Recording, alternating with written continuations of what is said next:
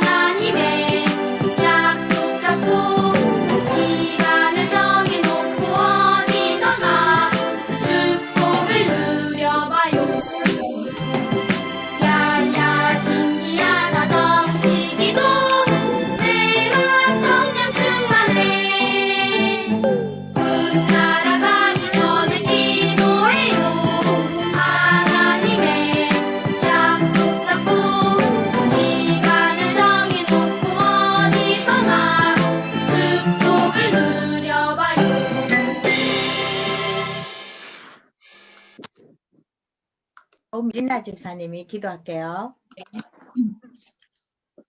은혜가 많으신 하나님, 오늘도 우리를 예배의 자리에 불러주시니 감사합니다.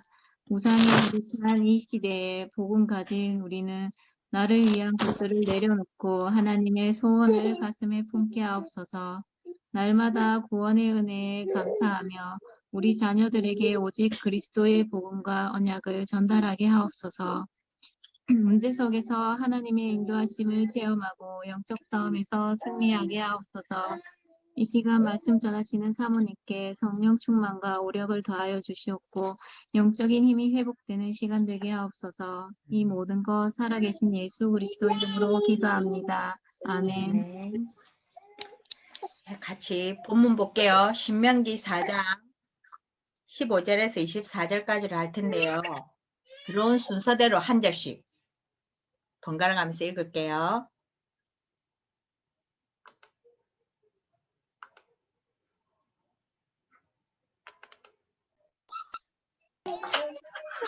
소개하지 했는데 뭐라고 그러지? 다 찾으셨나요? 제가 먼저 할게요. 15절. 여호와께서 호렙산 불길 중에서 너희에게 말씀하시던 날에 너희가 어떤 형상도 보지 못하였은즉 너희는 깊이 하여 스스로 부패하여 자기를 위해 어떤 형상 형태로든지 우상을 새겨 만들지 말라. 남자의 형상이든지 여자의 형상이든지 땅에 있는 어떤 짐승의 형상이든지 하늘을 나는 날개 가진 어떤 새의 형상이든지 땅 위에 기는 어떤 곤충의 형상이든지 땅 아래 물속에 있는 어떤 어족의 형상이든지 만들지 말라.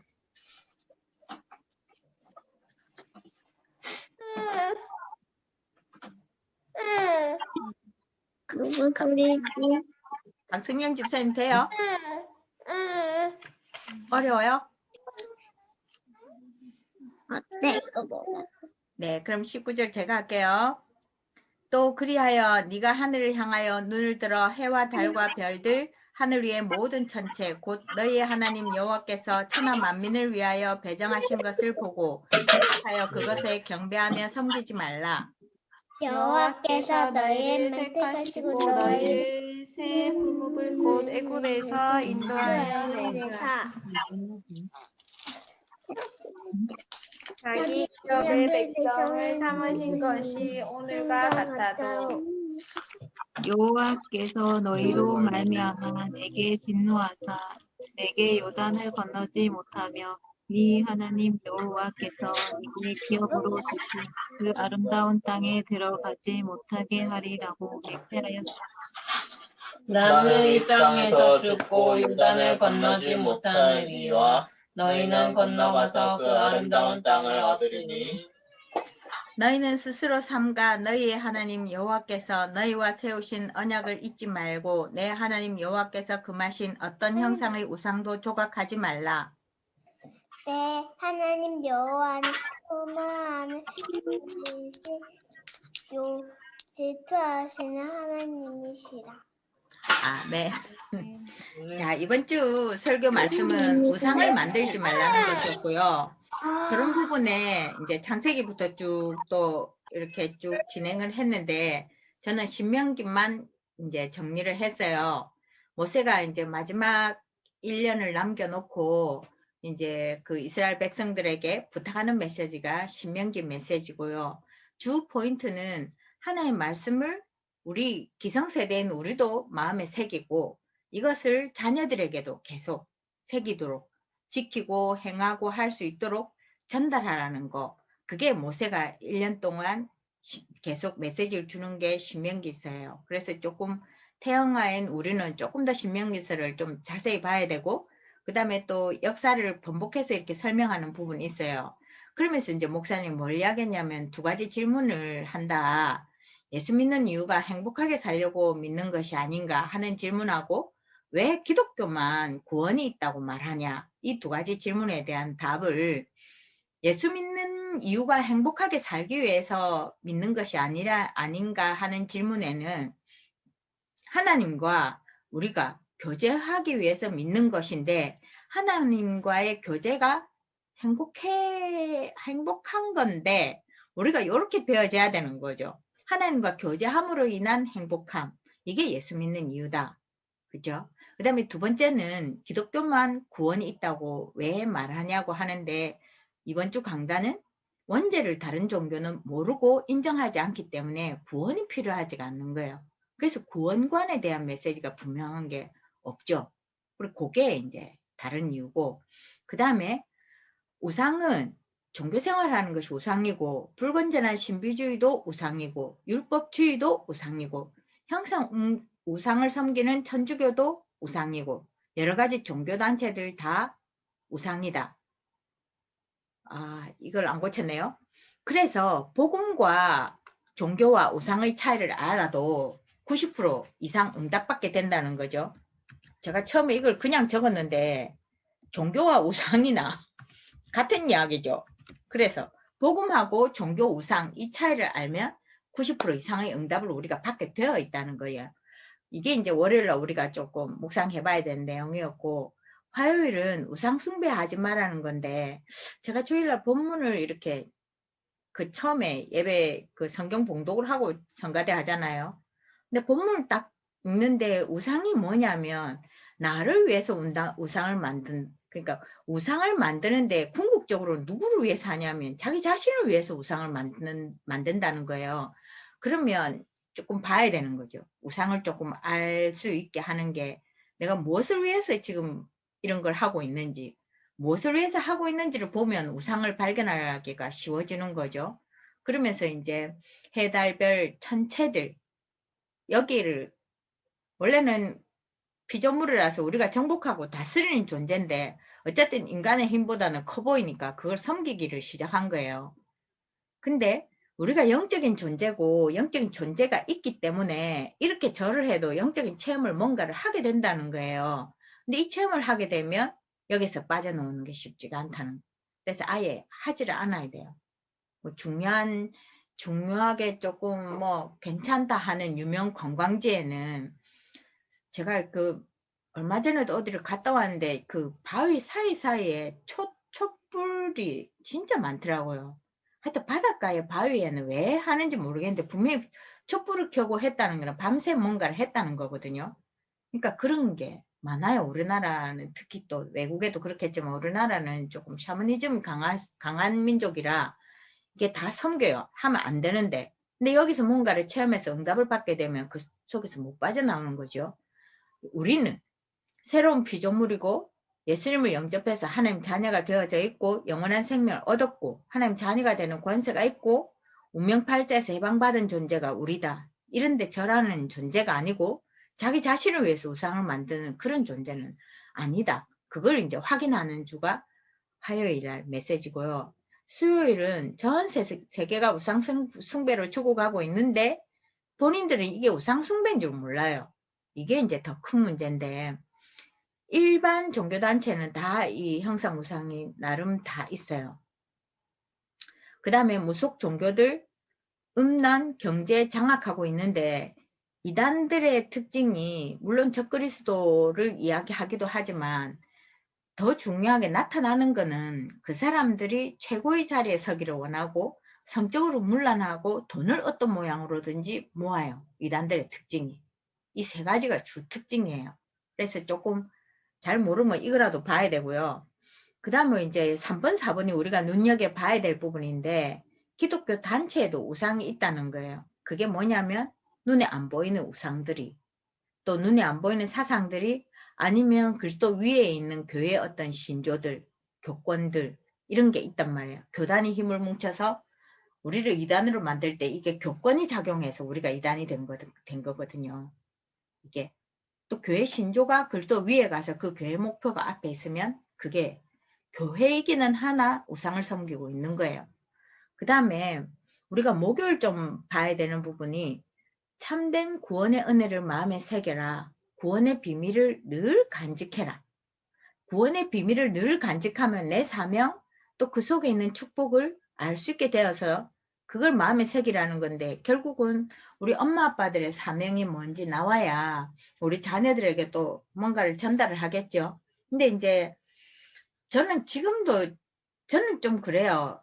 우리 자녀들에 대한 사명을 부모가 발견해서 부모가 이렇게 계속 이야기하는 건 좀 아니라고 생각하는 사람인데 근데 제가 지우선교 하면서 다니면서 윤성주 목사님 이야기를 들어보니까 이게 또 때로는 필요해요. 왜냐하면 할머니로 기억하는데 윤성주 목사님 할머니가 윤성주 목사님은 어릴 때부터 무릎에 앉으면 너는 커서 목사님 되라, 너는 커서 목사님 되라, 그걸 계속 말씀하셨다는 거예요. 윤성주 목사님은 절대 당신은 목회자가 안 될 거라고 생각했는데 정말 그분도 이렇게 조금 삐뚤 학교 생활할 때 좀 삐뚤게 살았거든요. 그렇게 삐뚤게 살면서 궁극적으로 마지막에 남는 건 그 할머니 메시지가 남더라는 거예요. 그래서 목사님 되셨어요. 또 그런 거 보면 필요한 것일 수도 있어요. 내가 이제 우리 자녀에 대한 그 어떤 하나님의 메시지를 받았다면, 아니면 모르겠어요. 윤석열 목사님이 왜 그 할머니가 우리 이 손주는 목사가 돼야 되겠다고 하는 그 마음을 먹게 되고 뭐가 있었는지 그건 잘 모르겠어요.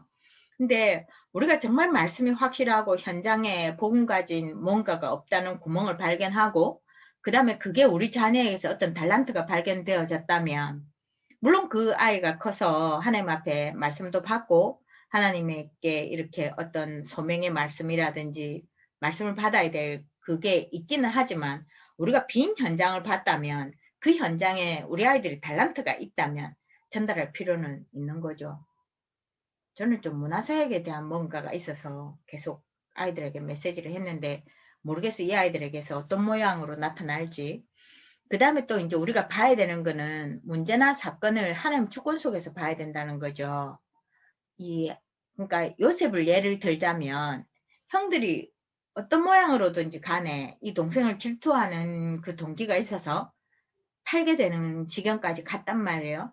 근데 뭐 요셉은 이걸 상처로 받아들이지 않고 하나님 주권 속에서 세계를 살리는 일에 자기를 하나님 불러 세웠다는 걸 받아들여요. 그게 창세기 45장에서 나오는 이야기라, 요셉이 이 형들에 대한 상처보다는, 그러니까 어떤 생각을 하고 어떻게 하냐에 따라서 달라지는 거죠. 어떤 관점으로 보면.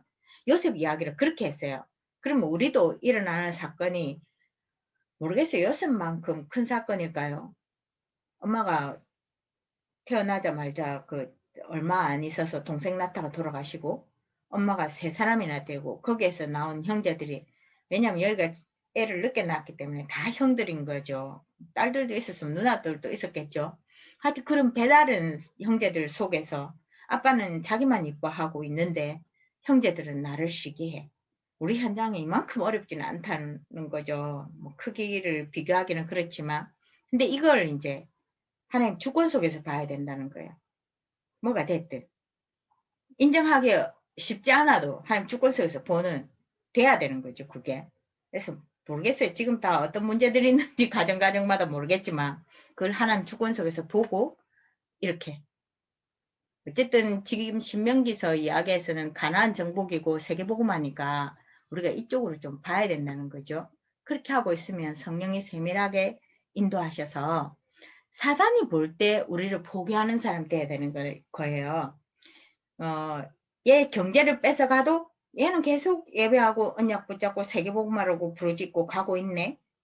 또 내 어떤 가장 약한 부분을 건드렸는데 사단이 그쪽을 건드리면 얘는 쓰러질 줄 알았는데 아니고 얘는 계속 복음 붙잡고 가고 있네. 아, 얘는 건드려봐야 소용없어. 이거 돼야 되는 거예요.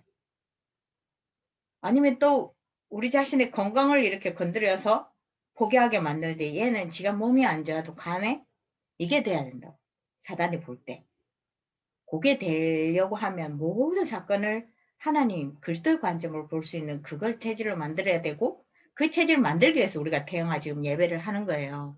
태영아 때 말씀 받고, 그 말씀의 중심은 내가 선택했던, 부모가 선택했던 교회를 오고 있든 간에 우리가 같이 붙잡고 가야 되는 거는 이부강단 메시지를 붙잡고 같이 가야 되는, 전 세대가 다 아우러져서 이 메시지가 통해야 믿음의 교회의 사람이고, 우리가 핵심 메시지 보는 거는 우리 전체가 가는 그 흐름을 타야 우리가 같이 1천만 일꾼이 세워지는 그 축복을 누리게 되는 거예요. 그 다음에 금요일은 뭘 붙잡아야 되냐면 영적 싸움. 가문에 흐르는 영적 세력과 싸우는데 그 길이 자녀에게 하나의 말씀을, 언약을 가르치고 지키게 하는 게 가문에 흐르는 흑암 세력과 싸우는 거예요. 그래서 조금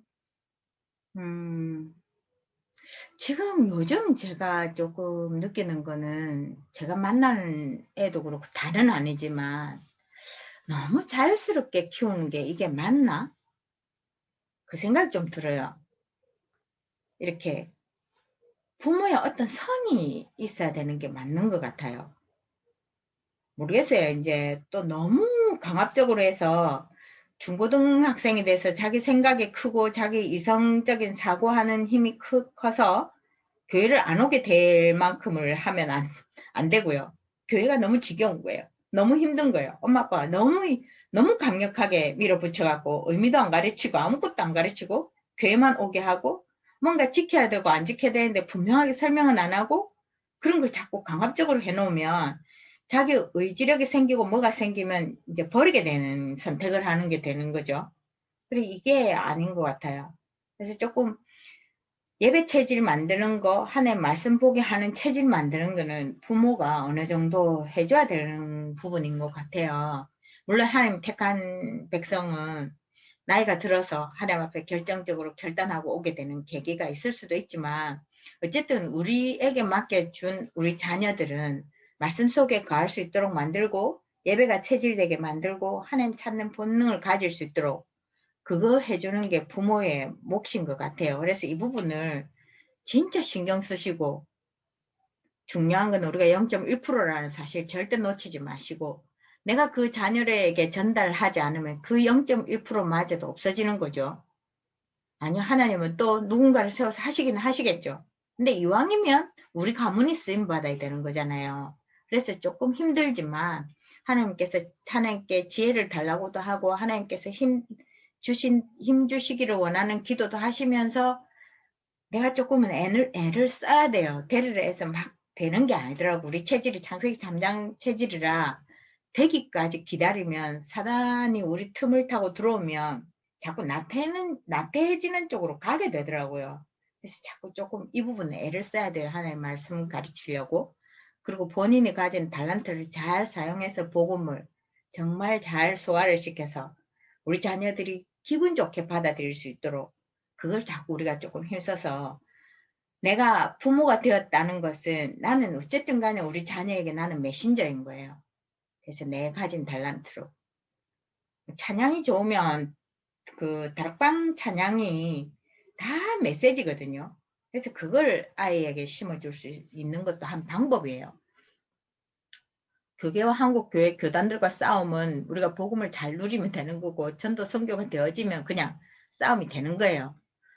내 삶의 자리에서 영적 싸움은 각자 진짜 중요하니까 우리 한 사람 한 사람이 0.1%의 사람이니까 어쨌든 복음의 관점으로 보려고 애를 쓰고 우리가 직장에 내가 0.1%잖아요. 그래서 사단은 우리를 공격할 거예요. 그래서 그 속에서 복음 누리는 사단이 암만 공격해도 우리는 하나님의 배경을 가진 사람이고 모든 사건이 응답이라는 거 절대 놓치지 마시고 내가 복음 언약 회복 복음 회복 언약 회복하고 있으면 나를 통해서 하나님이 일을 하시겠죠. 나를 통해서 하나님 능력을 나타내실 거고 또 우리 자녀들과 우리를 통해서 문화가 회복되어지는 그 축복을 누리게 되고요. 이제 불임절을 봐서 결국은 후대를 통해서 이 문화가 회복되어지는 불임절이라는 그 문화가 하나가 생긴 거거든요. 근데 어쨌든 하만이 속고 하만 덕분에 또 그 아수에르 왕에게 하만이라는 사람이 이렇게 뭐랄까 인본주의를 잘 쓴다 해야 되나? 약간 뭐 하여튼 위에 사람들이 볼 때 이 사람이 인정받을 만큼 잘 인본주의 저는 하여튼 그냥 제 개인적인 생각이 김밥을 잘 마는 사람이 아닌가 그 생각이 들더라고요. 그 덕분에 뭐 하여튼 직급도 올라가고 그리고 또 자기 마음에 안 드는 모르드게를 처단하기 위해서 자기 나름대로 인본주의를 최대한 써서 임금에게 칙령을 내리도록 만들고 하여튼 그런 일을 벌려요. 중요한 거는 이 에스더서 짧은 성경이기는 하지만 하나님이 바로 왕 때도 그랬고 이 하만 시대도 그랬고 헤롯 왕 때도 그랬고 모세가 태어날 때 태어나는 남자의 전부 다 죽이는 완전히 없애버리려고 하는 사단의 전략이 있었고요. 헤롯 왕 때 예수님 태어나던 그 시기에 또 한 번의 그런 일들이 있었고 지금 이 하만 시대 때 또 유대인들을 다 없앨 거라고 작정 세운 게 하만이에요. 이때 하나님 모세라는 한 명을 세워서 복음이 언약이 전달되도록 만들고 유대인을 다 없애려고 했지만 모르드게가 잘 키운 후대 에스더를 통해서 유대인들을 다 구해요. 근데 이 에스더스를 보면 에스더도 혼자만 한 게 아니고 유대인들이 3일 똑같이 에스더도 그렇고 똑같이 전체 다가 3일 금식을 하고 그 왕 앞에 나가서 하여튼 이게 완전 역전되는 그래서 불임절이거든요. 이런 일이 있단 말이에요. 또 이게 역사책에 기록되어져서 이 절기를 지키도록 만드는 완전 문화가 회복되어지는 거죠. 문화가 바뀐 거죠. 그래서 우리도 이런 작업이 필요하다는 거예요. 계속 언약 붙잡고 있으면 하나님 때가 오는 거죠. 우리 자녀들에게 잘 전달을 되어져서 우리 아이들이 진짜 0.1%로 남아져 있을 때 서연이랑 하영이랑 또 주한이랑 하늘이랑 루아도 포함되고 다은이도 포함되어서 이 아이들이 언약 다 통하고 이 아이들이 필요할 때 힘을 모아서 기도로 힘을 모을 수 있어지고 또 이 아이들이 또 이 아이들 시대 때 어떻게 될지 모르겠지만 어떤 문화의 힘이 필요해서 다 엄마들을 통해서 메시지 받은 이 아이들이 같은 메시지로 하나가 되어지는 그 역사가 일어날 수 있는 그 몫을 하는 게 우리예요. 다 사는 지역도 다르고 형편도 다 다르고 다 다르지만 언약이라면 하나로 딱 뭉쳐져서 기도 힘이 모아지고 하나로 되어지는 이거 될 수 있는 자녀 키우는 게 우리 몫이에요. 또 우리도 필요하면 뭔가를 해야 되겠죠. 적어도 뭐 어느 시기에 보세요. 하나님 시간표는 오기 때문에 기다렸다가 도전할 때 도전해야 되고요. 지도자를 섬기고 심부름하는 우리 말씀 심부름이죠. 사역 심부름. 랩런트를 키우는 시스템 RUTC에 대한 건 우리가 생각을 계속하고 있어야 돼요. 계속하고 있어야 되고 제가 지금 코로나 이게 벌어지면서 이 RUTC가 어떻게 해야 될지 잘 모르겠어요. 잘 모르겠고 RU는 어쨌든 미국에서 하고 있으니까 뭐 있으면 보내면 되는 게고 거기 있는 사람 서면 되는 건데 RUTC는 구석구석에서 조금 일어나야 되는 부분인데 저는 학교 앞을 생각하고 있었거든요. 그래서 또 이 메시지를 받고 지금 우리 교회 설대희 집사님이라고 아시는지 모르겠지만 도계초에 계속 가서 우리가 월요일 전도학교 마치면 그 학교 앞에 가서 전도를 계속 했었어요. 한때는 이제 학교마다 흩어져서 막 하기도 했었는데 늘 그렇게 있을 때는 영접은 되는데 양육하고가 힘들었는데 이 부분에 대한 메시지를 강력하게 받고 설대희 집사님이 그 도계초 앞에 지금 학원을 해요. 학원을 해서 3층을 하고 이번에 또 2층을 어떻게든 장만이 되어져서 했는데 나름대로 본인도 고민해요. 어떻게 하면 이게 전도할 수 있고 어떻게 되면 이걸 랩런트를 살릴 수 있고 해서 학원에 온 애들을 지금 종교활동을 대놓고는 못하거든요. 근데 이제 양인종 사모님이 영어 공부가 좀 가르쳐 주는 게 되니까 그쪽에다 애들 몇 명을 붙였어요. 부모님한테는 뭐라고 이야기했더라. 하여튼 뭘 이야기가 복음 전한다는 이야기는 빼고 아이들에게 어떤 프로그램을 진행한다는 식으로 해가지고 복음 넣는 작업을 하고 있었고요. 지금은 어떤지 모르겠지만 2층을 이제 하나를 해서 집사님도 계속 고민을 하다가 그 창문에다가 매 주마다 어떤 메시지를 거기다가 적을 거라고 하면서 이번 주에 어떤 메시지 적은 걸 그 사진 찍어서 카톡에 보내주더라고요. 제가 생각했던 그 학교 앞에 센터가 어떤 저런 모양으로 복음을 전하는 그 어떤 시스템인데 어쨌든 학원을 하다 보니까 조심스러운 거예요. 조심스러워서 조금 이게 또 쉽지가 않은 거예요. 우리 같이 고민해야 되는 게 이 RUTC에 대한 고민을 좀 거기에 우리 가정은 어떻게 쓰임 받을 건지 좀 고민을 해보셔야 되는 거고 하여튼 좀 생각해 봐야 돼요. 지금 집을 오픈하는 거는 조금 힘들어진 상황이거든요. 그래서 nobody에서 everybody로 뭐 nothing에서 everything으로 가는 그 삶을 우리가 살아야 되는 거예요. 쉽지 않지만 우리가 어쩌면 지금 자녀 키우고 있는 게 좀 이 상황일 수도 있어요. 지금 모르겠어요. 지금 약간 시대가 이상해져 가지고 공부를 열심히 해도 취업이 되는 시대가 아니라서 아이들이 공부를 안 할라 해요. 공부해봐야 별별 없어요. 공부 안 할래요. 그래 좀 어른들도 좀 거기에 동조를 해가 지금 애들이 약간 대학을 그 이전처럼 가야 되나? 좀 이런 시대가 왔어요. 고뇌는 우리도 꼭 가야 되나? 나오고 나서 별 그게 없는 거예요, 비전이 지금. 하여튼 이 속에서 우리 아이들을 언약 가지고 잘 키워서 그걸 해야 되는 거예요. 모르죠. 또 우리 아이들 세대는 대졸자가 없어서 또 꼭 필요할 수도 있어서 공부를 잘 시켜야 될 수도 있어요. 또 우리가 지금 잘 모르는 이 인터넷 공간에서 오는 저는 플랫폼하고 이런 걸 잘 못 알아듣겠거든요. 하여튼 수요일날 메시지 쭉 정리하는데 전 잘 모르겠어요. 하여튼 아웃소싱하고 이런 부분을 잘 모르겠어요. 이게 이제 우리 아이들이 해내야 될 부분인 것 같은데 우리가 잘해서 0.1%의 사람이란 거 절대 놓치지 마시고 우상숭배가 뭔지 발견해서 글도 위에 뭐 얹어 놓지 마시고 또 글소의 사람으로 우리 자녀를 잘 키울 수 있도록 우리 같이 고민해보고 같이 양육해서 공유할 수 있는 거 같이 공유했으면 좋겠어요. 현장 복음 메시지 홍정미 집사님이 하시겠습니다.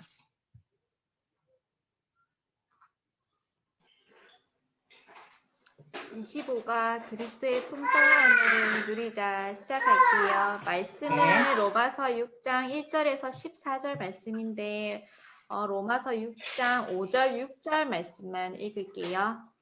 만일 우리가 그의 죽으심과 같은 모양으로 연합한 자가 되었으면 또한 그의 부활과 같은 모양으로 연합한 자도 되리라. 우리가 알거니와 우리의 옛사람이 예수와 함께 십자가에 못 박힌 것은 죄의 몸이 죽어 다시는 우리가 죄에게 동노릇하지 아니하려 함이니. 아멘. 먼저 풍성한 은혜를 누리는 기초가 이제 1번 페이지에 있는데 로마서 6장 1절에서 14절 말씀에 근거해서 그리스도인이 되었을 때 일어난 사건은 우리가 그리스도와 연합한 자가 된 것입니다. 그래서 그리스도와 함께한 자가 되기에 복음을 전하는 사도로 부르심을 받은 그리스도의 대사가 된 것입니다.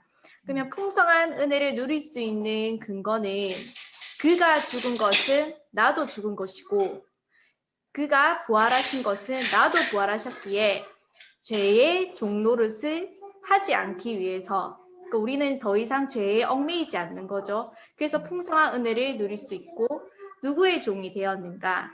의의 종이 되었기에 의로운 데 순종하고 당연한 노력으로 죄가 지배하지 못하게 하나님 말씀이 나의 마음으로 믿어야 한다는 당연한 노력이 있어야 합니다. 그리고 풍성한 은혜를 체험하는 2번 페이지에 시편 37편 1절에서 10절 말씀이 있는데 풍성한 은혜를 누리는 기초에는 이제 그리스도와 연합에 중점을 두고요. 이제 2번은 세상은 불의한 자가 세상을 정복한 것 같다라고 이제 목사님이 말씀하셨습니다. 그래서 신학의 적 불평을 어떻게 해야 하는가? 시편 37편 1절 2절 말씀에 악을 행하는 자들 때문에 불평하지 말며 불의를 행하는 자들을 시기하지 말지어다. 그들은 풀과 같이 속히 배임을 당할 것이라고 하였습니다. 그래서 주를 향한 태도는 여호와를 의뢰하라. 하나님 말씀을 믿어라. 그리고 성실하게 살아라. 그러면 너의 소원을 하나님이 이루어 주신다고 하셨고 장래는 네 길을 여호와께 맡겨라. 그를 의지하면 그가 이루시고 네 공의를 정오의 빛같이 하시리로라고 말씀하셨습니다. 그리고 4번 행악자에 대한 태도는 잠시 이후에는 악인이 없어지기에 우리가 불의한 자가 세상을 정복한 것 같지만 풍성한 은혜를 체험할 이유가 되는 것이죠. 3번 항상 행할 것은 풍성한 은혜를 지속하는 것인데 데살로니가전서 5장 12절에서 22절 말씀입니다. 항상 할 것은 다 아시는 말씀인데 화목하고 사랑하고 존경하여라. 기뻐하라. 쉬지 말고 기도하여라. 범사에 감사하라는 말씀이 있습니다. 그래서 그리스도의 풍성한 은혜를 누리자는 나와 함께하는 그리스도를 깊이 알고 누리는 것인데 그러니까 우리가 뭔가를 하려는 것보다 이것이 신앙의 목표가 되어야 된다고 목사님 서두에 말씀하셨는데 그리스도의 풍성한 은혜를 누리는 것이 우리의 신앙의 목표가 되길 바라며 마치겠습니다. 네, 준비하면서는요. 사실 이번 주가 정말 정신없던 주여가지고 근데 이 말씀을 매일매일 이제 주한이하고 서연이 앞에서 계속 말씀을 나누었거든요. 근데 이제 말씀을 나누면서 이게 그리스도가 죽은 게 나도 죽은 거고 그리스도가 부활한 게 나도 부활이라는 이게 이해를 하려고 좀 했었는데 이제 좀 이게 상식적으로는 사실 좀 이해가 안 가더라고요. 근데 이제 말씀 읽어보면서 5절, 6절을 읽어보니까 말씀을 읽어보니까 말씀을 통해서 또 깨닫게 하시는 부분이 있어서 감사한 시간이었습니다. 네. 어쨌든 사역을 준비하면 그 농부가 수고하는데 먼저 맛을 본다잖아요. 네. 진짜 그걸 다 알게 되거든요. 어쨌든 그래서 부담 가지지 말고 순서대로 준비를 잘 했으면 좋겠어요. 네. 어쨌든 일주일 어쨌든 다음 주도 또 힘들 건데 어쨌든 애 데리고 우리가 생각난 대로 기도할게요. 네. 그래서 같이 중보기도 합시다. 제가 조금 음악을 틀게요.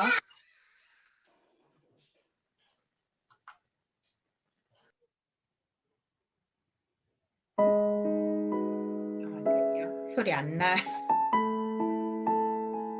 작나요? 할까요? 이 정도 해도 되겠죠? 중보기도 같이 합시다. 축복함 주시고.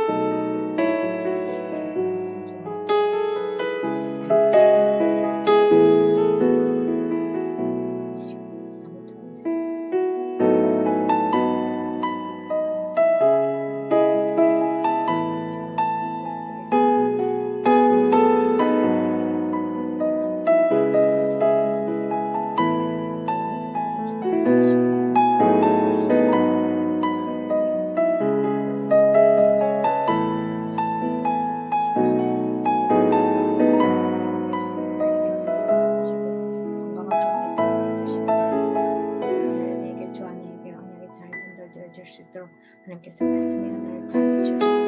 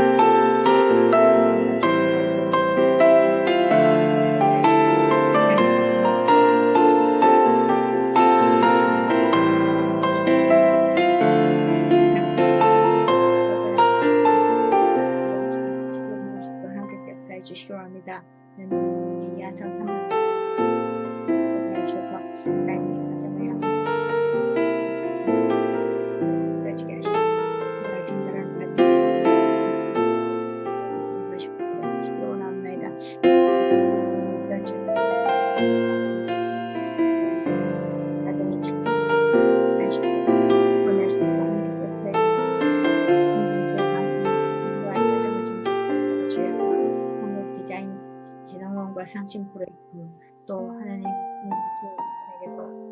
비밀을 깨달아 알 수 있는 은혜를 주시고 우리 성령 집사님과 오르고를 충만케 하셔서 남편에게 신앙을 전달하게 하시고 우리 노아에게도 온달 전달할 수 있도록 하나님께서 도와주시기 바랍니다. 하나님 어려운 성령과 노아에게 전달할 수 있도록 하나님께서 도와서 해주시기 바랍니다.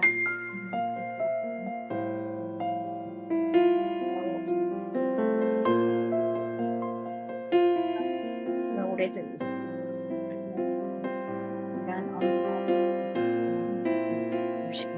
가장 우선이 되어줄 수 있도록 원합니다. 예수님의 이름으로 기도합니다.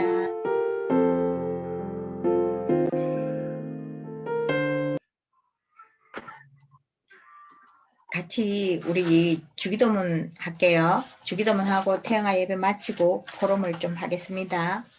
같이 주기도문 할게요.